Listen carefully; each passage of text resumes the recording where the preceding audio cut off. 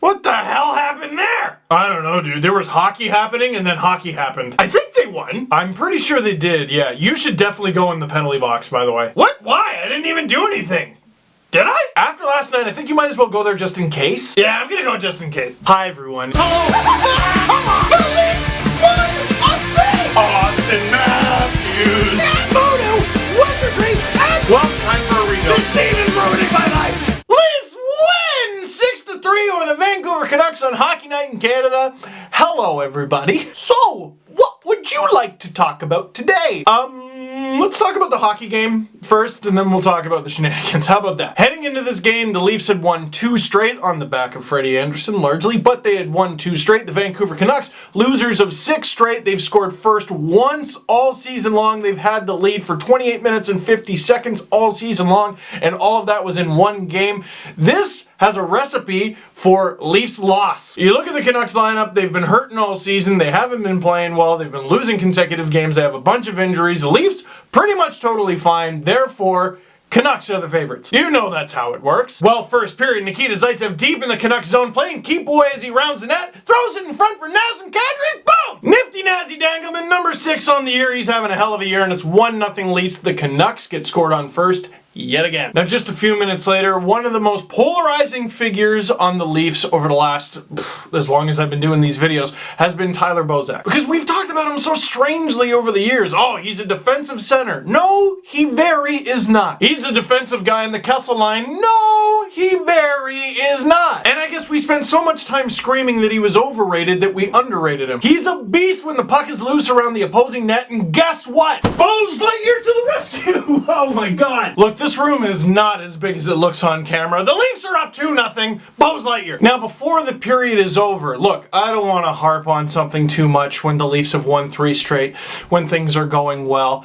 But Derek Dorsett finally scores for the Canucks, their first goal in 3 games. Guess who's on the ice? For as good as the Marner, JVR, Bozak line is offensively, I think they're rotten in their own zone. And that Gardner-Polak pairing, I can't stand, man. Canucks are finally on the board. They have momentum heading into the intermission. Not the lead, though. Second period, Leafs go up 3-1 because of Bose Lightyear once again, but that's not what I want to talk about. I want to talk about how Mitch Marner is effing ridiculous! And how, after just a dozen games, he has insane chemistry with JVR and Bozak. Marner could have shot the puck. Marner could have done whatever he wanted with the puck on this play, but he decided to pass it to Bozak, who was falling down! Because, again, beast around the net. 3-1, and that's how the Leafs go into the second intermission. Wrong! Canucks breakaway, Jannik Hansen in on Freddie. Freddie stops him. Congrats, Freddie. Let's reward him by forgetting about everybody again! How many times has this happened this season? Again, I talked about it in the Sabres video.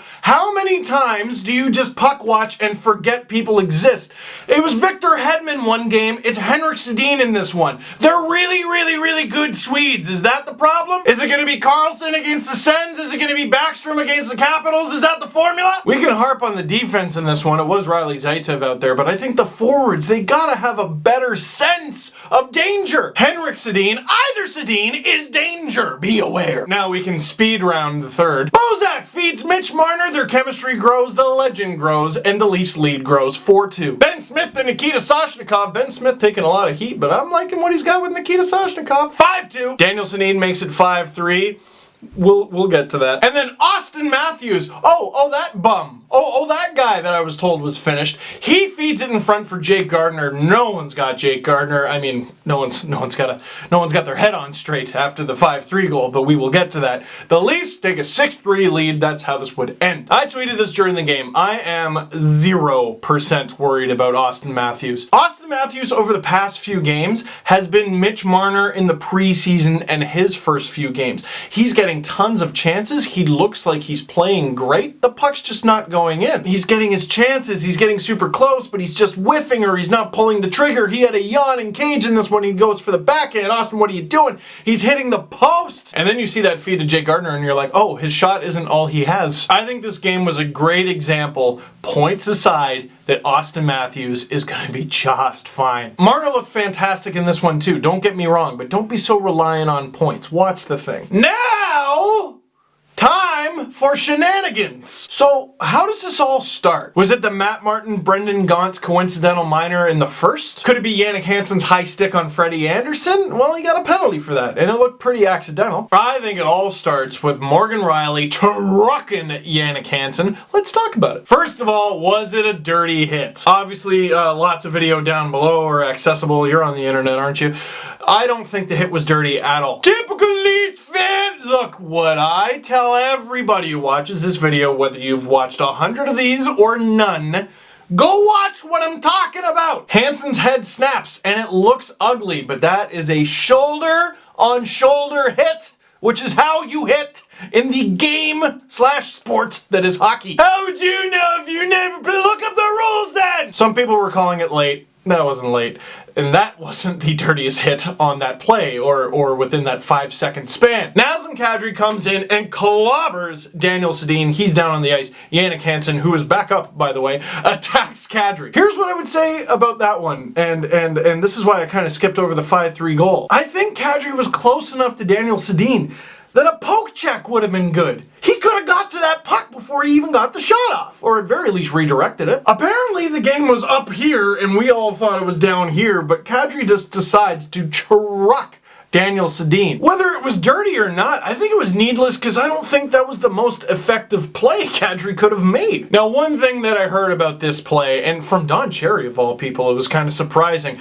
Oh, what did you have to do that for? It's 5-2. The game is over. Begging your pardon, Don, but you work on Saturday nights, which means you've watched Leaf games this year, including the time that the Leafs gave up a 4-0 lead against the Jets and a 4-2 lead to the Blackhawks with like 3 minutes left, and that was on a Saturday night, Don. Ain't no game over when it comes to the Toronto Maple Leafs. That's just the harsh reality. So enough of this, oh, it's the third period, let's be friends crap. So, Steve, what do you think about the Kadri hit? Was that dirty or not? Was that suspendable or not? No matter what you think, I don't think he needed to lay the damn thing. Now, I'm going to give an answer that's really not fun. I have no idea. People have been sending videos and screen caps, and both are dangerous. The worst, by the way, and it's 2016, we have the technology required to avoid this, is when someone posts a video and they just go, here it is. Here it is, this is what it is. No.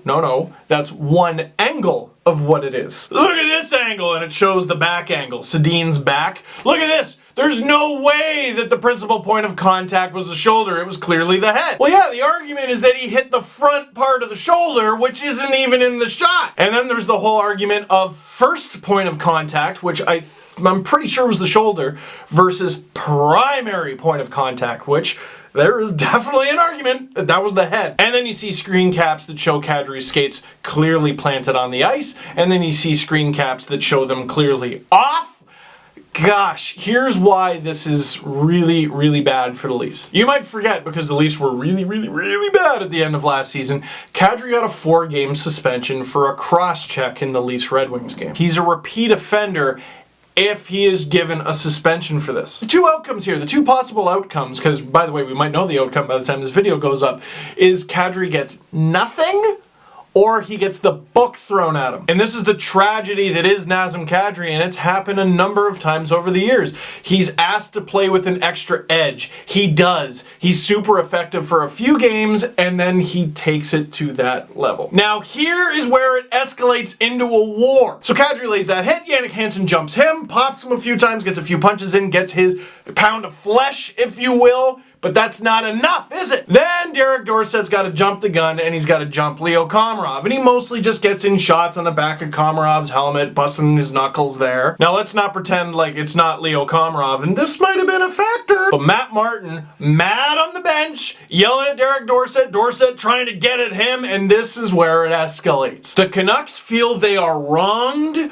on the Riley and Kadri play. They try to get their pound of flesh back by jumping Leo Komarov. Now we get to the next shenanigans. Morgan Riley gets speared by Alex Burrows. So you might have missed it. When Morgan Riley laid his hit on Jannik Hansen, Alex Burrows over here tried to slash him from the bench. So I guess Alex Burrows must have missed him the first time, because later Alex Burrows goes at Morgan Rielly with his stick again. Then Morgan Rielly returns to the ice and Alex Burrows is chirping at him. And I can only imagine what's being said given the reputation of Alex Burrows. So then Morgan Rielly and Alex Burrows, they start fighting like this, and Morgan Rielly takes him down to the ice, and then Alex Burrows takes some late punches when the refs are involved. Because that is what Alex Burrows does. So, Rielly lays a big hit. Canucks didn't like it. Kadri lays a big hit. Canucks didn't like it. Dorsett jumps Komarov. Leafs didn't like it. Burrows jumps Rielly, sort of. Leafs didn't like it. 2-2, okay? Could be over. You could argue tit for tat on that one, but because the Leafs didn't view their wrong as a wrong in the first place, and yes, that is still up for debate, Matt Martin's got to get in on it. So Matt Martin, for no reason really, jumps Troy Stecher. He starts wailing on him. Ryan Miller jumps in to defend him, and now we got a line brawl. By the way, I get why Miller was kicked out of the game with the whole third man in. By the way, there were like 4 third men in on that play. Freddie? What the hell did Freddie do? I'm looking here, it says goalie leaves crease. To do what? Give a hug? Why does the NHL hate hugs? But seriously, this all starts because of Matt Martin, okay? Not liking that Dorsett jumps Komarov. Now, in Matt Martin's defense, okay, I understand the whole hockey code and all that, why he felt like he just needed to grab the first Canuck and randomly wail on him. Maybe he wanted Dorsett earlier in the game, I don't know, maybe it was vice versa, and Dorsett decides to go after Komarov. Matt Martin grabs the first guy that he sees. Problem, it's a rookie. It's not even that it's a size mismatch. There's something about rookies that are sacred a little bit. Something extra hateable about going after a rookie. Now, why is Matt Martin on the Toronto Maple Leafs? Why is Matt Martin signed to a 4-year contract with the Toronto Maple Leafs? To protect the damn rookies! And what was everybody talking about the second the game was over? Oh! Leafs and Canucks, they play each other again in December. So let's play a game, boys and girls. The Leafs currently have 7 rookies in their lineup. Let's assume it's still 7 when that game comes around. Which rookie will the Canucks take a run at? Will it be Matthews? Will it be teeny little Mitch Marner? Will it be William Nylander? Ooh, he's already got a history of concussions. When Martin jumped Stecher, he immediately put every Leafs rookie at risk, which is the opposite of what he is employed to do. And I watched the post-game quotes from Mike Babcock. He's like, well, I told him, you know, Matt, just get out there and finish the game, but I guess boys will be boys. Okay, fine, yuck it up now. I just hope it doesn't end with boys will be in the hospital. And then the game ended, and Leafs won. That was nice. You know what? It's great. It's great that the Leafs won, okay? 3 straight, that's excellent, okay? But if Nazem Kadri gets suspended for what he did, he puts this team in a huge hole. Right now, Peter Holland's in the press box like, it's not that big of a hole. Shut up, I'm trying to play hockey here. All right, Seth Griffith, you're in the lineup. I hate everything, Peter. And then the tweets after, okay? Because I gave it to Burrows. And I saw one that was like, Steve, why'd you have to call Burrows gross? Like, that's a little personal, isn't it? You know what? If someone does gross things like once or twice, or they're spread apart over a very long time, they did some gross things, but that doesn't necessarily make that player gross. Alex Burrows is gross, dude. I'm sorry. What do you want me to say? How many players have to come out and say, yeah, he said this and he's always crossing the line? How many times has he got to go over the line with his mouth? How many times has he got to go over the line by biting someone with his mouth? How many times has he got to go over the line by getting in his late punches after the fight is clearly over? How many times has he got to go over the line with the stick work no matter which way he's swinging it? Well, what about Nazem Kadri? Ha! You just lost. If your response to someone being called gross is going, well, what about this other gross person? You're acknowledging that the first gross person is gross. And let me just say, if Nazem Kadri were not on the Toronto Maple Leafs, I would probably hate his guts. So what do you think of Kadri's hit? Well, I sort of already said, but I think it's reviewable for sure. I don't know if it's suspendable. I don't.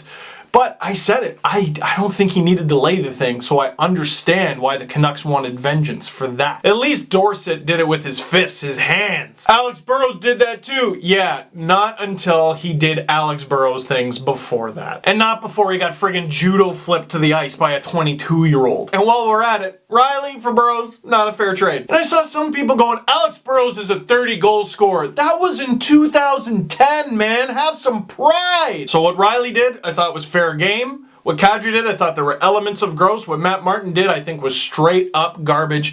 Burrows is indefensible, dude. Stop. So that is it for this one. Thank you very much for watching. Can't wait to read the comment section. Click like if you like this video. Click subscribe if you really liked it. Tell all your friends and oh boy, never a dull night in hockey night, eh? Oh, and actually before we go, one more thing that Don Cherry mentioned. So he said, you know, if you pass by your Legions, make sure you go and you get a poppy. There are lots of other places that have them. I think most Tim Hortons have them. A lot of coffee places have them. The liquor store. Why was I in there? Well, I cheer for the Leafs. Get one, wear one. There's less than a week before Remembrance Day. Don't forget.